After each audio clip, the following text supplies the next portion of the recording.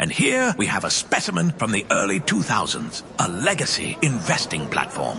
Please don't touch the exhibit, folks. It could crash.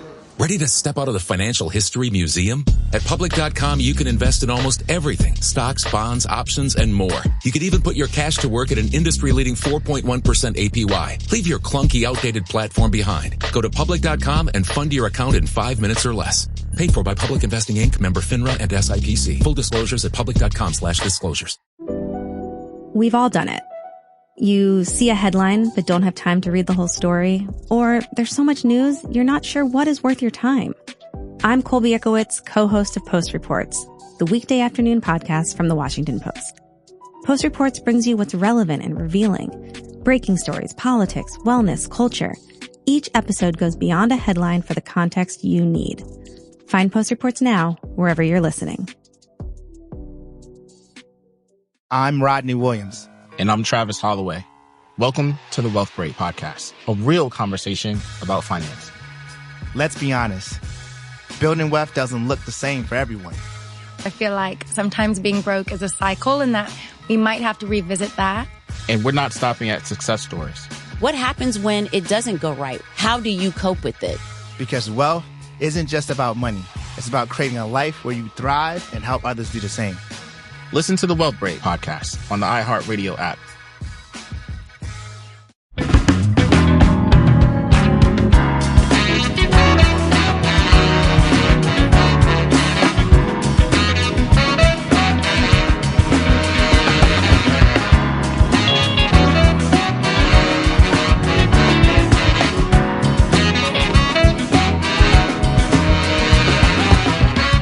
KFI AM 640. It's later with Mo Kelly. We're live on YouTube and Instagram. Instagram is back. And of course, we're live everywhere on the iHeartRadio app. It's a huge news day in Southern California. We have Lakers news, which coincides with Dodgers news, which coincides with 7-Eleven news. Really? Yes. We have a 7-Eleven update. And you know it's never good when it's 7-Eleven. If it's Metro or 7-Eleven, it's probably not positive. And to piss off Mark Runner. Hey, good evening, Mark Runner. How are you? I didn't see you there. I'm glad you began that way. Thank you. We know what your agenda is early on. How's your sexy ass doing? People are still asking about it. Let's just move on, please. Let's get through the evening with a shred of dignity left. Okay? Oh, come on. Is that all right with you? That's not what this show's about. Yeah, you're actually right show. about that. Yeah, the fans want to know. That's right. What could I have been thinking? That's what you get for wearing shorts up in here. Yeah, true. The Speedo's next. Somebody like that in there, I can tell. Tyler Perry, he is in trouble. He is being sued for sexual assault and sexual harassment. We're going to get into that. And I always say, we don't know these people.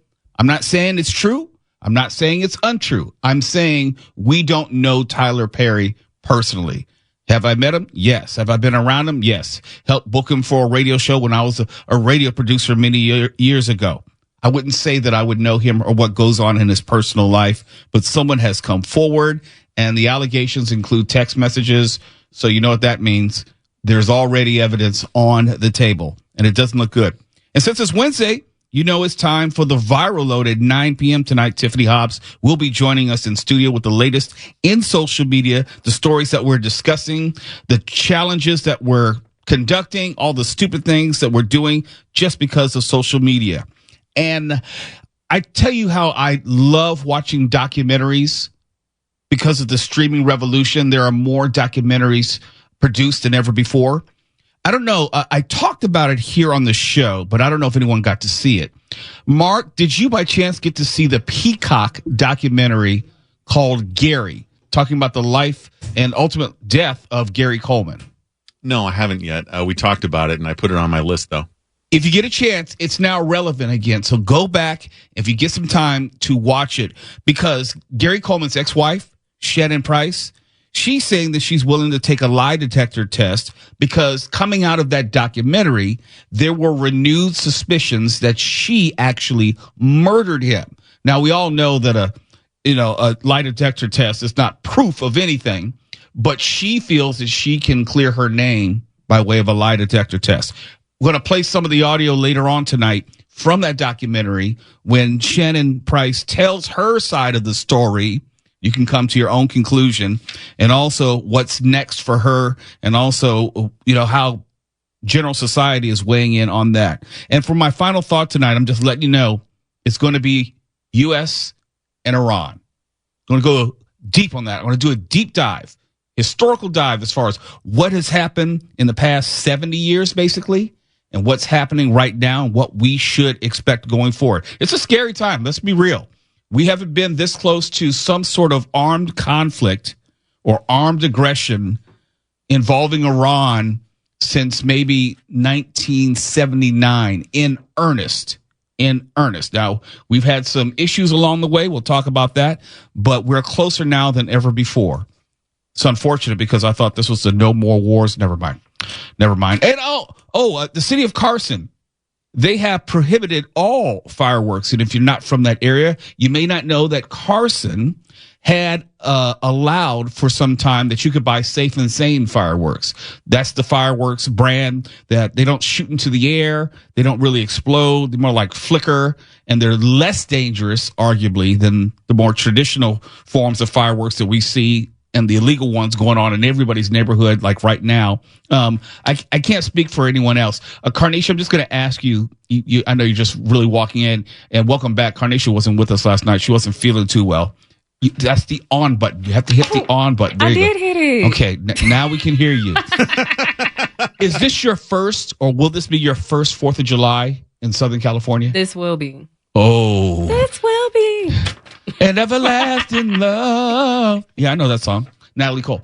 And it is everlasting. The 4th of July has already started in Southern California. No, you don't understand. I've been to New Orleans. I know they can throw a party.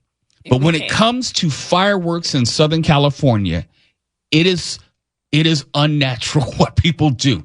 It goes on for days. And once it gets started, I mean, in earnest, it starts maybe July 3rd. They'll really start going crazy. It sounds like what I imagine to be a war zone. Yes. It's going to be otherworldly. And if you're not from Southern California, you don't have a real reference point, because it goes on at least on July 4th through July 5th. We live downtown, and I'm hearing fireworks every day. Yes. Like early in the morning, yes. even before coming into the studio, it sounded like a bomb went off. And I'm like, what are y'all doing? Oh, it's just warming up, Carnation. I'm here to tell you, it's just getting started. So we'll have to talk about the city of Carson, what they're trying to do to help alleviate that. Yes. I'm going to get into the Lakers at the bottom of this hour. I want to finish my thoughts on that. So much to discuss with that. You've probably heard by now the Lakers are being sold to one of the Dodgers owners. And so the Lakers, $10 billion, the price tag. $10 billion, the most expensive sale of a franchise in sports history, at least as of right now. $10 billion pending approval by the NBA. So we have so much to discuss tonight. We're going to hear from you and the Momigos and the Motown chat. I know they've already got it going. The party started. We're live on Instagram. We're live on YouTube, and we're live on KFI and everywhere else on the iHeartRadio app. And here we have a specimen from the early 2000s, a legacy investing platform. Please don't touch the exhibit, folks. It could crash. Ready to step out of the financial history museum? At public.com, you can invest in almost everything. Stocks, bonds, options, and more. You could even put your cash to work at an industry-leading 4.1% APY. Leave your clunky, outdated platform behind. Go to public.com and fund your account in 5 minutes or less. Paid for by Public Investing Inc., member FINRA and SIPC. Full disclosures at public.com/disclosures. There's an efficient way to get caught up on a lot of news. It's called The 7 from The Washington Post. It's a newsletter and podcast. Whether you're reading or hit play, you get 7 stories you need to know, and you can consume it all in just a few minutes. The 7 is out every weekday morning by 7 a.m. Eastern. I'm Hannah Jewell. I'm one of the writers, and I host the show. Find The 7 podcast wherever you're listening. The newsletter link is waiting for you in the show notes. I'm Rodney Williams. And I'm Travis Holloway. Welcome to the Wealth Break. Let's be honest. Building wealth doesn't look the same for everyone. It's not just about saving, it's about investing. It's about navigating systems that weren't built for you. embracing your hustle, and relying on your community to create something bigger. And that's exactly why we created The Wealth Break. We made something different, something more human. It's not just another financial podcast. It's a conversation about real life, real struggles, and real wins. We're here to talk about the journey. You'll hear from people who've broken barriers, found creative ways to succeed, and learned to build wealth on their terms. Whether it's the first-time homeowner, a gig worker, or someone turning a side hustle into a six-figure business, we're bringing you their stories. And we're not stopping at success stories. We're breaking down the realities, like what it means to take risk, how to navigate failure, and why resilience matters. Because wealth isn't about money. It's about creating a life where you can thrive and help others to do the same. So if you're ready for a podcast as much as about people as it is about money, you're in the right place. Listen to the Wealth Break podcast on the iHeartRadio app. You're listening to Later with Mo Kelly on demand from KFI AM 640.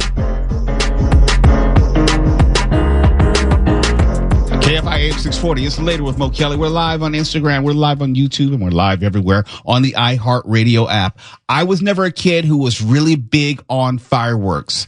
I had an accident where a kid put a firework in my hand and exploded in my hand. This was like maybe 6th or 7th grade. So I was never really big on fireworks. You didn't have to tell me to stay away from them. But for some people, it's a lifelong attraction.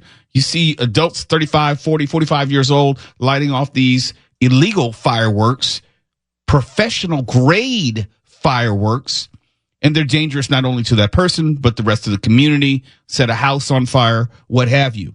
And over the years and decades, we've seen fewer and fewer legal places to purchase fireworks. There were some cities, I think Inglewood for a while, I know Carson would, and you would get Safe and Sane. Safe and Sane, they didn't explode, they didn't fly in the air, but they were still legal. No more. Let's go to Carson for a second. The city council recently adopted an ordinance prohibiting all fireworks, repealing the previous rule that allowed the Safe and Sane variety that I just told you about. Under this new policy, violators could be fined up to $5,000 for the first offense citations are $2,000. Second offenses are $3,000, and third offenses will get you the $5,000. Now, who's going to get cited 3 times? I'm not even sure someone's going to get cited just 1 time. But here's this. Those who report the use of fireworks in the city can receive rewards up to $250 or $500. If you're willing to rat out someone, to dime on someone, to snitch on someone, you might be the recipient of $500. But here's the thing which really bothers me, and I'm being serious about this.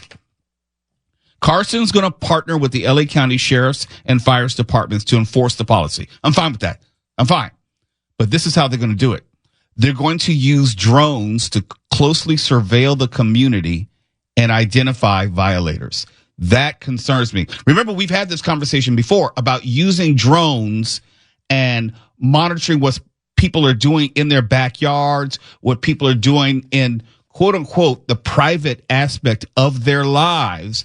And then you have police monitoring that and the unintended consequences of what may come out of that. If you're watching YouTube right now, you can see Mayor Lula Davis Holmes, who is making the announcement.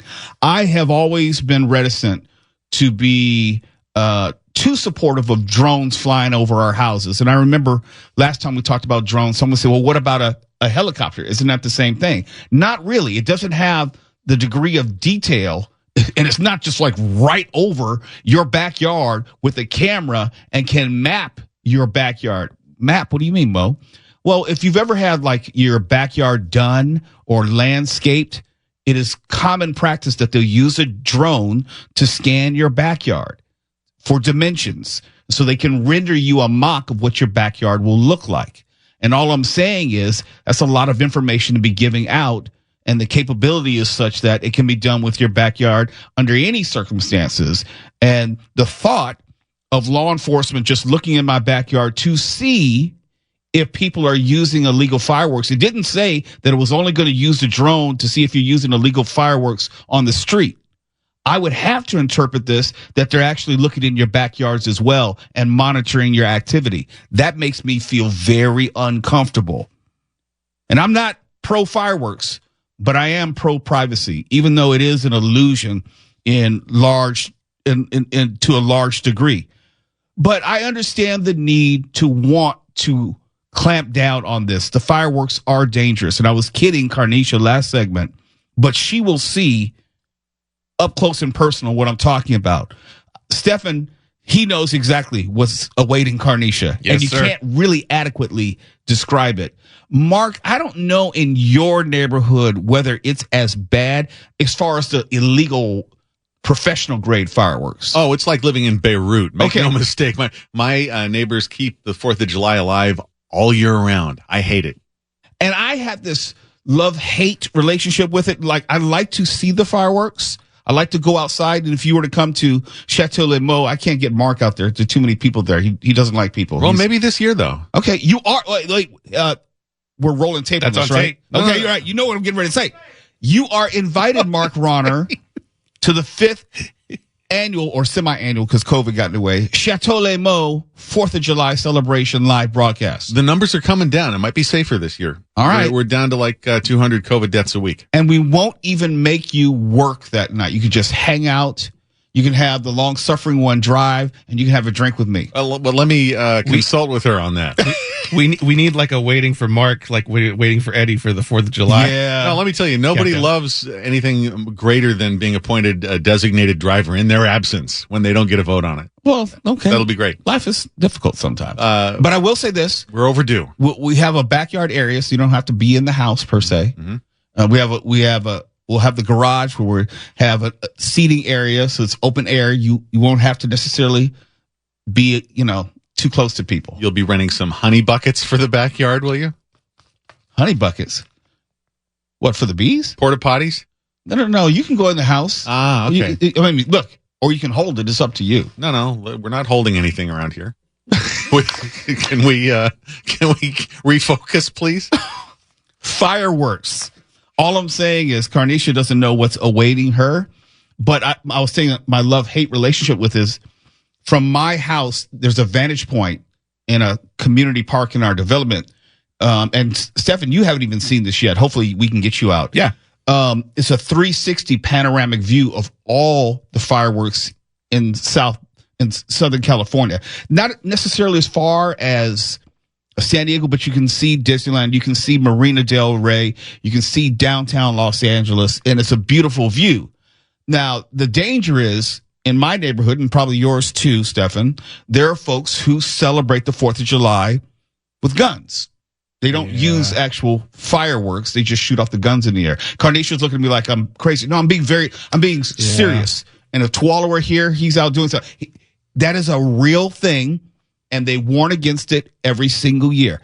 Every single year, someone still does it. And if you've lived in the city long enough, you can usually tell the difference in the sound between gunshots and fireworks. Well, the problem is those bullets come down eventually. That's the problem. I'm like, they don't shoot it in the ground because in New Orleans, they shoot at the ground. No. They shoot up into the air. That and on New Year's Eve, too. And they don't use logic that it, like Mark said, that it comes down. Yeah. We have gravity. They often forget to factor in gravity. Well, they're not shooting. I'm quite sure they're not shooting, at 12 o'clock. They're probably shooting at 11 o'clock. So they think it's not going to harm them. They're not worried about themselves. It'll just lodge harmlessly in the moon. What do they care? Yeah, of course. But it's a real thing. It is something that when I lived in Harbor City, I would watch the fireworks, but I was always under some sort of overhang or an awning or something to keep, like keep shield. me safe, just to shield me if there should be a bullet falling down. And people go, Mo, why won't you come out and watch the fireworks? I'm good. I'll stay right here. Same though. Look, my love-hate with it is just like it's fun to watch, but it's like by 2:30 in the morning, I think it's time to go to bed. Or so at we least should just wear hard hats. Pack it up for your party. You could. Some Kevlar would be in order. A good host would supply the hard hats. Yeah, but I don't know if the construction hard hats would be enough. Okay. And Kevlar is too expensive and illegal in some places. It is a little pricey. Yeah, it is. But I still want you to come if you're willing to, risk getting shot. This might be the year. I mean, you've been shot before with non-lethal rounds, so you should be somewhat used to this. It still sucks. You never get used to it. It's not like you work up a tolerance for getting shot. You sure? Fairly sure, yeah. Okay. It's later with Mo Kelly. We got to talk about the Lakers. Big news today. You've probably heard some of it. I'm going to give you my thoughts on it. The Lakers are in the process of being sold to one of the owners of the Dodgers. What that might mean for the team, what that might mean for just Los Angeles more broadly. We'll talk about it next. You're listening to Later with Mo Kelly on demand from KFI AM 640.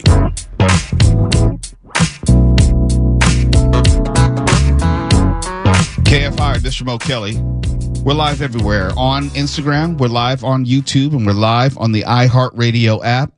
I love the Los Angeles Lakers. I've been a Lakers fan since 1977. Don't ask me why I remember that, but I do remember that very quickly.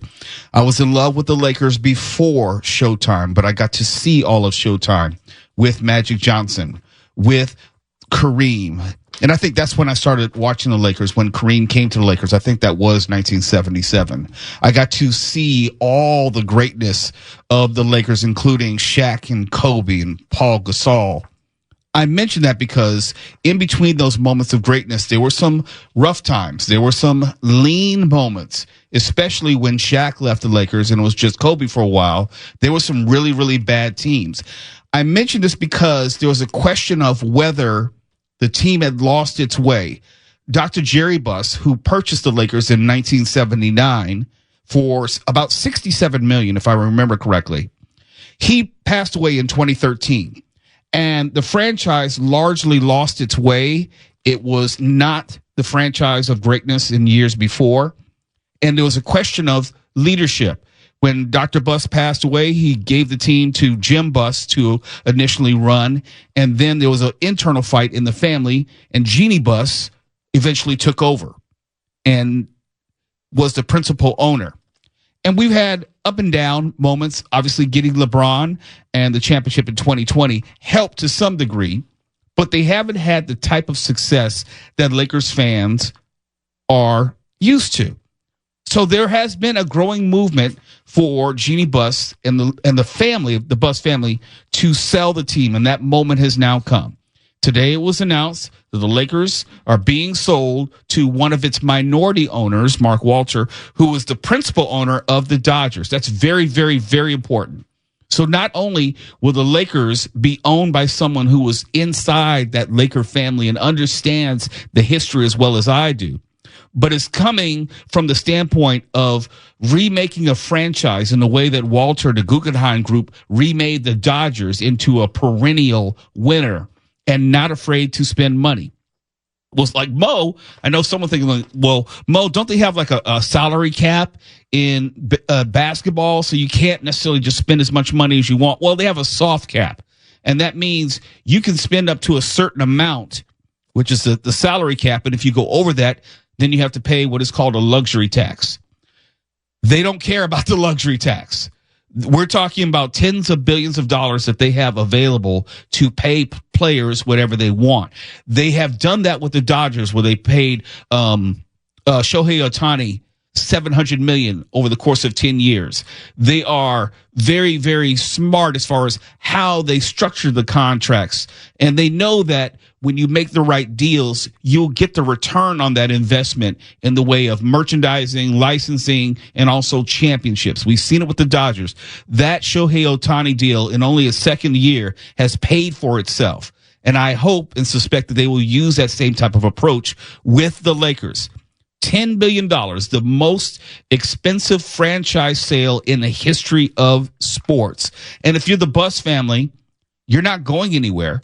Jeannie Buss and the Buss family, they'll still be minority owners. I think they'll retain 15%. So think of it this way. You control the Lakers. You are the principal owner.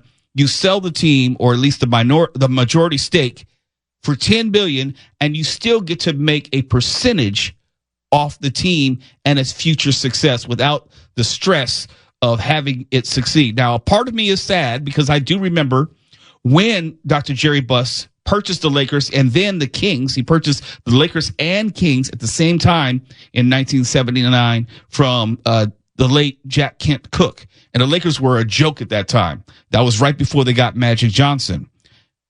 Immediately transformed the Lakers and also the NBA, if you remember how the NBA was struggling back then. But then you had Magic and Bird, and the rest, as they say, is history. But that's where the Lakers are headed in their fortunes. I mentioned the Dodgers because I would be remiss if I didn't also give you the latest regarding their ongoing controversy, where today a coalition of Latino groups called out the Los Angeles Dodgers. They had a press conference, and the coalition comprised of Little Latin America, USA, California Rising, El Salvador Corridor Association, CDI Coalition, and the LA Youth and Family Foundation organized this press conference to call out the Dodgers for what we were talking about, for not speaking out in regard and in relation to the ICE raids. Quote, "We are calling on the Dodgers and other prominent LA sports teams to step up and support our initiative, which engages Latino communities throughout Greater Los Angeles. This is a vital opportunity for the Dodgers to join us in championing much needed cultural events and mutual aid efforts that uplift the most vulnerable, many of whom are longtime Dodgers fans and are also adversely affected by ICE enforcement actions." Close quote. Will this make a difference? I don't know.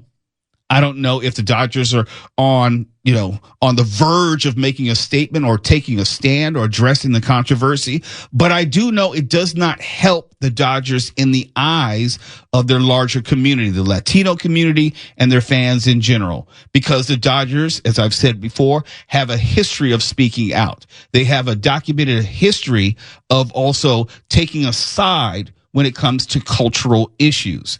Maybe they're not going to do that anymore, but they will lose fans if they choose to go in this very different direction, because that has been part of the Dodgers brand.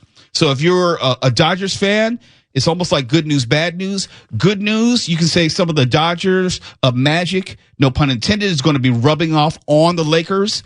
But the bad news is the Dodgers are still under that cloud of controversy surrounding ICE raids and this reticence not to say anything at all. I'm still a Dodgers fan through and through. I'm definitely a Lakers fan through and through, but I'm not blind to what's going on in the city of Los Angeles and the Dodgers' responsibility, my word, to take a side and to take a stand. It's later with Mo Kelly, KFI AM 640. We're live on YouTube. We're live on Instagram, and we're live on the iHeartRadio app. Make sure if you're going to watch the YouTube show that you like and subscribe. Get a part of the Motown community. Hang out with the Bomigos. Share information and stories. We have a good time there. We're developing the same community on Instagram, and we want you. You know what's great about your investment account with the big guys? It's actually a time machine. Log in and zoom. Welcome back to 1999. It's time for an upgrade. At Public.com, you can invest in almost everything. Stocks, bonds, options, and more. You could even put your cash to work at an industry-leading 4.1% APY. Leave your clunky, outdated platform behind at Public.com. Go to Public.com and fund your account in 5 minutes or less. Paid for by Public Investing Inc., member FINRA and SIPC. Full disclosures at Public.com/disclosures. I'm Molly Roberts. And I'm Drew Goins. Each Friday on Impromptu, we talk through the questions we can't stop thinking about. Do we need to rethink how much we drink? Why are companies really asking workers to come back to the office? Does boycotting a business actually work? Should we quit social media? We're here when the news gets personal and the headlines hit home. Join Molly and me every Friday on Impromptu from Washington Post Opinions. Find Impromptu wherever you get your podcasts. I'm Rodney Williams. And I'm Travis Holloway. Welcome to the Wealth Break. Let's be honest. Building wealth doesn't look the same for everyone. It's not just about saving, it's about investing. It's about navigating systems that weren't built for you, embracing your hustle, and relying on your community to create something bigger. And that's exactly why we created the Wealth Break. We made something different, something more human. It's not just another financial podcast. It's a conversation about real life, real struggles, and real wins. We're here to talk about the journey. You're hearing from people who've broken barriers, found creative ways to succeed, and learned to build wealth on their terms. Whether it's the first-time homeowner, a gig worker, or someone turning a side hustle into a six-figure business. We're bringing you their stories. And we're not stopping at success stories. We're breaking down the realities, like what it means to take risk, how to navigate failure, and why resilience matters. Because wealth isn't about money. It's about creating a life where you can thrive and help others to do the same. So if you're ready for a podcast as much as about people as it is about money, you're in the right place. Listen to the Wealth Break podcast on the iHeartRadio app. You to become part of it. You're listening to Later with Mo Kelly on demand from KFI AM 640. KFI AM 640 is Later with Mo Kelly. We're live on YouTube, Instagram, and the iHeartRadio app. And I'm telling you, it's not my imagination. It is not my imagination. When I tell you to stay away from 7-Eleven, it's because I care about you. I'm concerned about your safety. And we told you about the string of robberies which were taking place at only 7-Eleven, not Circle K, not AM/PM, not the little mini mart, the Dino Mart on the corner, only 7-Eleven. So when I tell you the story about how police are still searching for a driver who crashed into 7-Eleven, seemingly intentionally, not only is it not safe for you to go to 7-Eleven because it might get robbed while you're there, you might have a car crash into the actual mini mart. The good news is I just talked to LAPD West Traffic. There was nobody injured, but look at the damage that was done to the 7-Eleven store. Right now, as you can see, Pat, there is no car here. LAPD West Traffic Sergeant tells me that the car backed out and took off after crashing into the 7-Eleven. The fire department got here pretty quickly, Pat, because their building is actually right behind the 7-Eleven, so they did not have to go very far at all. That is the fire station. So LAFD members were able to come out and very quickly assess the situation. Meanwhile, the 7-Eleven has some significant damage. It's likely that building and safety will come in, try to make sure that the structural integrity is okay. And now West Traffic Division will have to find the driver. You certainly think the 7-Eleven would have cameras. We'll try to get a hold of that video. Yeah, there's probably some sort of video that is forthcoming. But I'm thinking if you're 7-Eleven, it seems like every story in the news is negative. Someone's getting robbed, some sort of 7-Eleven's getting looted, or you're having a car careen into the store. Oh, thank heaven for 7-Eleven. Oh, thank heaven. Oh, thank heaven for 7-Eleven. Tell me the truth. Name the last time you saw a 7-Eleven commercial. I can't think of it. I can't think of a time.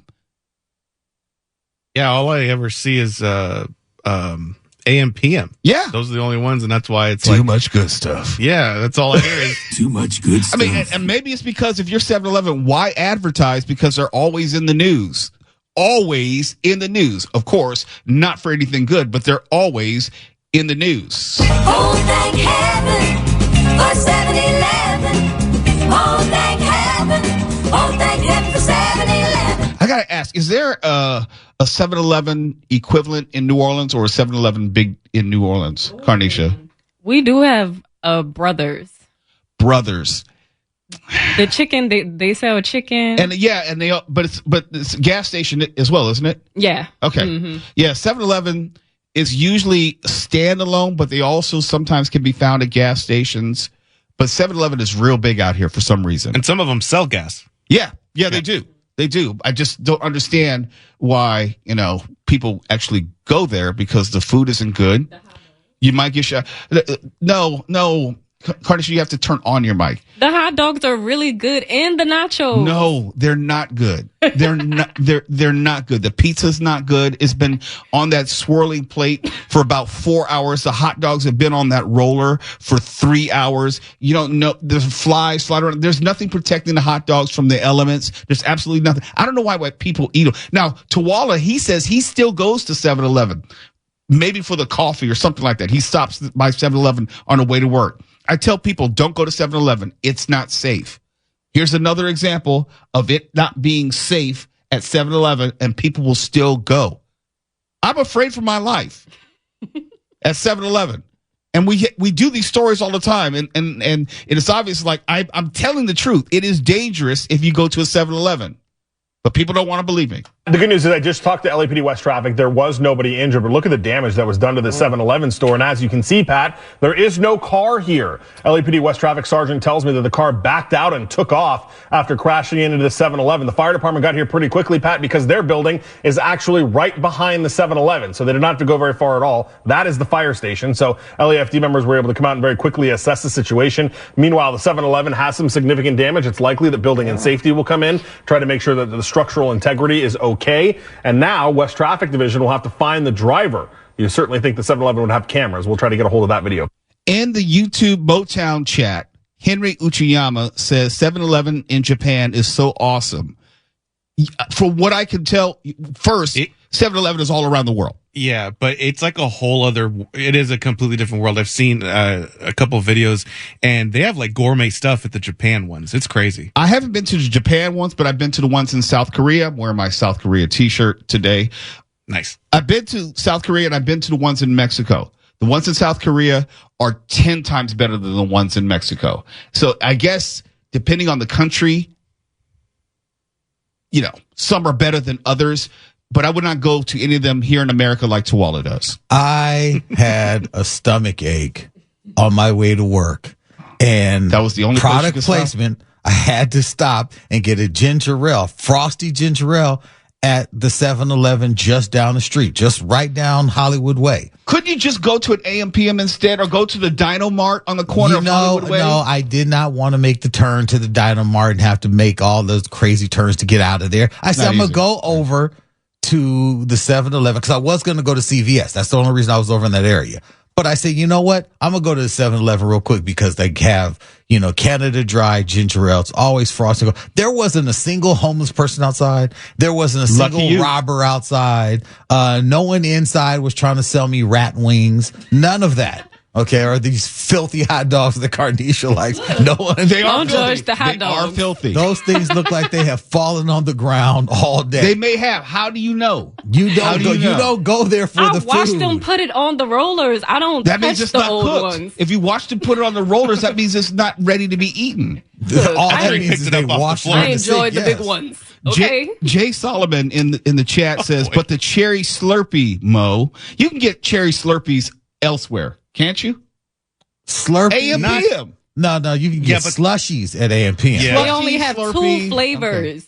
Okay. Yeah, they have like Coca-Cola and cherry. Yes. The Coke is bomb. 7-Eleven has all types, blueberry, pineapple, mango. They have all types of crazy slushies. You're going to risk your life on some blueberry? I have never been accosted, I've been panhandled. Okay. I've been panhandled. Okay, but I typically walk by the panhandler and say, hey, especially when my kids were younger, I would say, all my spare change is right there, man. All my spare change. Right? See those two kids? That's my spare change, man. Move it. I do remember, and I think it was a 7-Eleven. This was many years ago, and I had much more of a mouth on me than I do today. But I was going into 7-Eleven, and there was a homeless guy outside. I remember because I got so mad.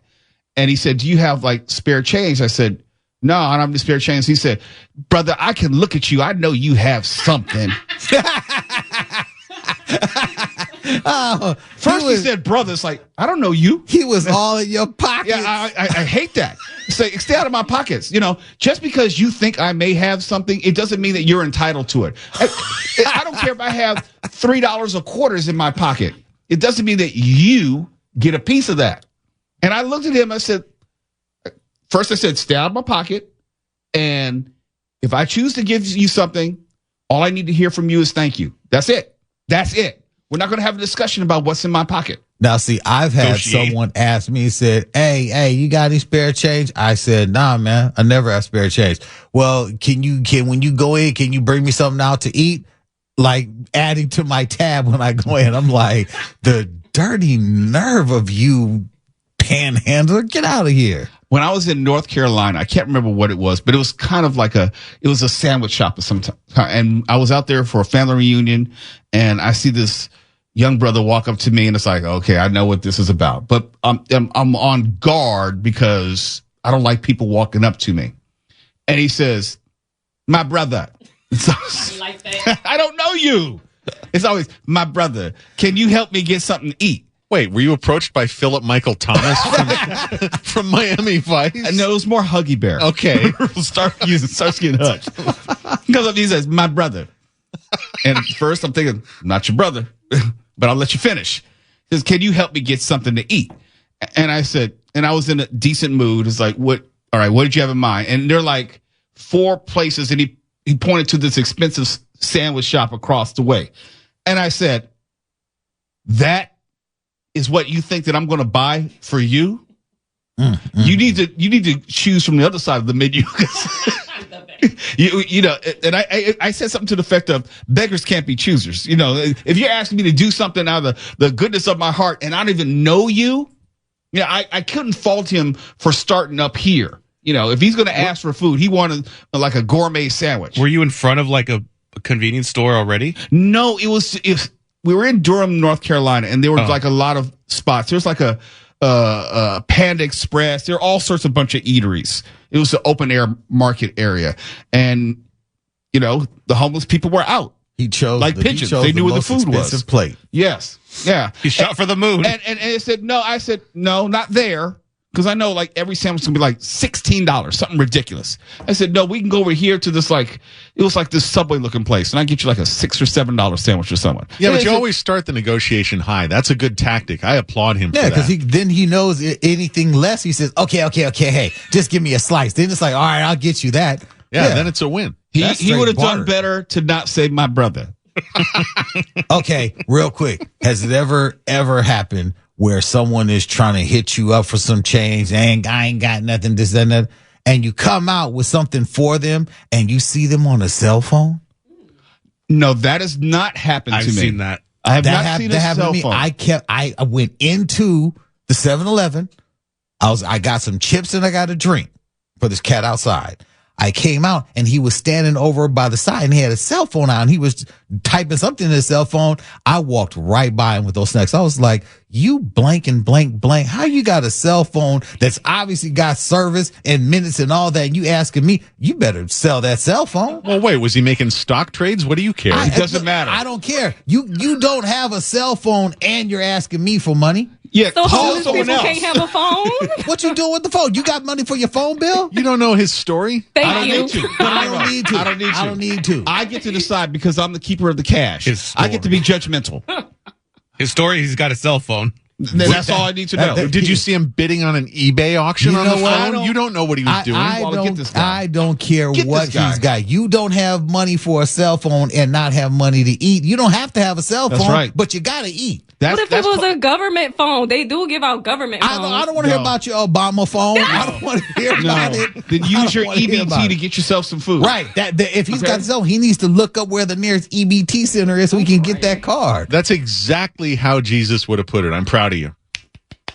I don't want to hear it. Come on, Mark. I definitely was not trying to hear from you. Wow. Jesus also taught someone how to fish. I would have taught his ass how to fish. Hey, Mark, can I have some money? Time for the news. It's later with Mo Kelly, KFI AM640, and YouTube. KFI and KOST HD2, Los Angeles, Orange County. More stimulating talk. You know what's great about your investment account with the big guys? It's actually a time machine. Log in and zoom. Welcome back to 1999. It's time for an upgrade. At Public.com, you can invest in almost everything. Stocks, bonds, options, and more. You could even put your cash to work at an industry-leading 4.1% APY. Leave your clunky, outdated platform behind at Public.com. Go to Public.com and fund your account in 5 minutes or less. Paid for by Public Investing Inc., member FINRA and SIPC. Full disclosures at Public.com/disclosures. There's an efficient way to get caught up on a lot of news. It's called The 7 from the Washington Post. It's a newsletter and podcast. Whether you're reading or hit play, you get 7 stories you need to know, and you can consume it all in just a few minutes. The 7 is out every weekday morning by 7 a.m. Eastern. I'm Hannah Jewell. I'm one of the writers, and I host the show. Find The 7 podcast wherever you're listening. The newsletter link is waiting for you in the show notes. I'm Rodney Williams. And I'm Travis Holloway. Welcome to the Wealth Break Podcast, a real conversation about finance. Let's be honest. Building wealth doesn't look the same for everyone. I feel like sometimes being broke is a cycle and that we might have to revisit that. And we're not stopping at success stories. What happens when it doesn't go right? How do you cope with it? Because wealth isn't just about money. It's about creating a life where you thrive and help others do the same. Listen to the Wealth Break podcast on the iHeartRadio app,